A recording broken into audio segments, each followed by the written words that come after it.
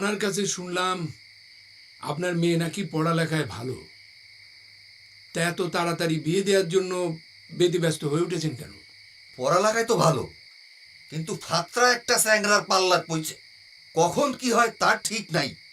ওর সাথের মেয়েটার কি সব ঘটনা ঘটিল দেখিলেন তো। তাই সবকিছু ভাবে চিন্তেই আমি মনস্থির করছি আমি আমার মেয়ের বিয়া দিব।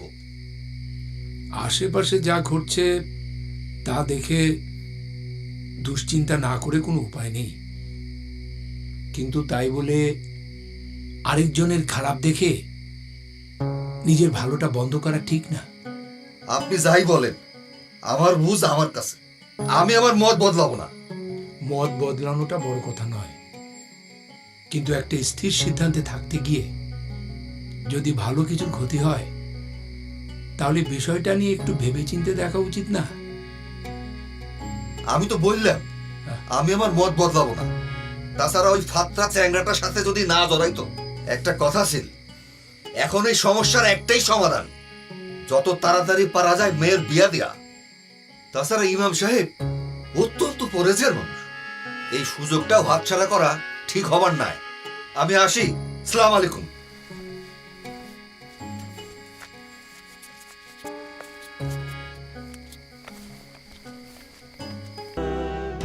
চেয়ারম্যান সাহেব, আমার বিয়েতে আপনার একটু বিশেষ সহযোগিতা লাগবে। সহযোগিতা করাই তো আমাদের কাজ। তা কোন কি করতে হবে?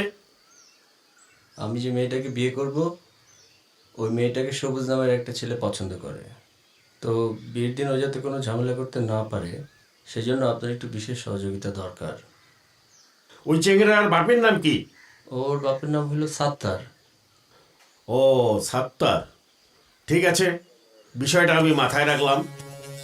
আলহামদুলিল্লাহ। তো আপনি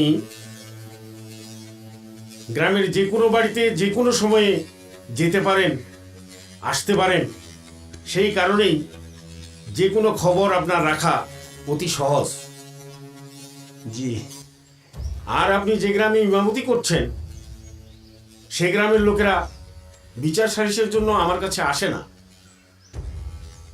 এত টাকা পয়সা খরচা করে চেয়ারম্যান হলাম, আমার তো বিচার সালিশ করার কিছু আশা স্বপ্ন আছে। জি, তা তো আছেই। তো খবর লাগান, কেন এই লোকেরা আমার কাছে আসে না, এদের পিছনে কে বুদ্ধি দিচ্ছে। জি, অবশ্যই অবশ্যই। বিয়ের বিষয়ে আপনি কোনো চিন্তা করবেন না, যত বাধাই আসুক আমি প্রোটেকশন দেব। আলহামদুলিল্লাহ। আরে আলহামদুলিল্লাহ তো আর সব কাজ হয় না, বিয়ের জন্য তো কিছু খরচাপাতির দরকার। তা তো আছে। তো টাকা পয়সার কিছু ব্যবস্থা আছে? এই কোনো মতো চেয়ারম্যান সাহেব। আচ্ছা, তাহলে এই টাকা 5,000 রাখেন। ধন্যবাদ।